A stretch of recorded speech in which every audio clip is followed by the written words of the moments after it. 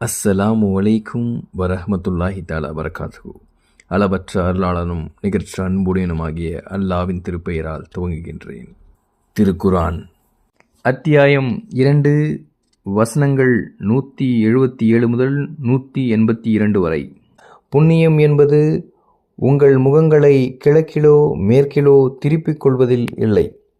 ஆனால் புண்ணியம் என்பது அல்லாவின் மீதும் இறுதி தீர்ப்பு நாளின் மீதும் மலக்குகள் மீதும் வேதத்தின் மீதும் நபிமார்கள் மீதும் ஈமான் கொள்ளுதல்.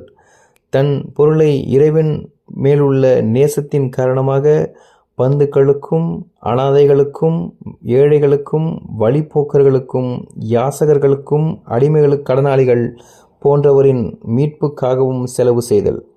இன்னும் தொழுகையை ஒழுங்காக கடைபிடித்து முறையாக ஜக்காத்தை கொடுத்து வருதல் இவையே புண்ணியமாகும்.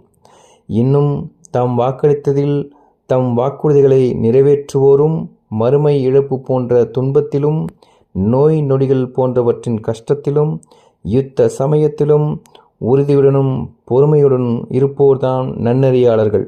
இன்னும் அவர்கள்தான் முத்தகீன்கள், பயபக்தி உடையவர்கள். ஈமான் கொண்டோரே, கொலைக்காக பழி தீர்ப்பது உங்கள் மீது விதிக்கப்பட்டுள்ளது.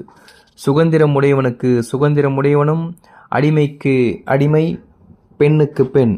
இருப்பினும் கொலை செய்த அவனுக்கு அவனது முஸ்லிம் சகோதரனாகிய கொலை உண்டவனின் வாரிசுகள் ஏதேனும் மன்னிக்கப்படுமானால் வழக்கமான முறையை பின்பற்றி இதற்கான நிர்ணயிக்கப்பெறும் நஷ்டஈட்டை கொலை செய்தவன் பெருந்தன்மையுடன் செலுத்திவிட வேண்டும்.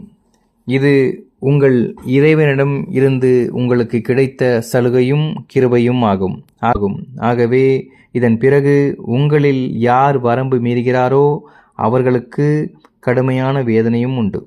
நல்லறிவாளர்களே, கொலைக்கு பழி தீர்க்கும் இவ்விதியின் மூலமாக உங்களுக்கு வாழ்வுண்டு. இத்தகைய குற்றங்கள் பெருகாமல் நீங்கள் உங்களை தீமைகளினின்று காத்து கொள்ளலாம்.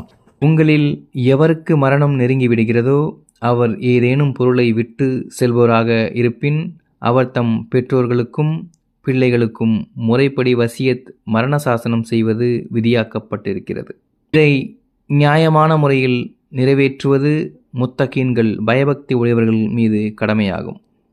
வசியத்தை மரண சாசனத்தை கேட்ட பின்னர் எவரேனும் ஒருவர் அதை மாற்றினால் நிச்சயமாக அதன் பாவமெல்லாம் யார் அதை மாற்றினார்களோ அவர்களை மீதே சாரும்.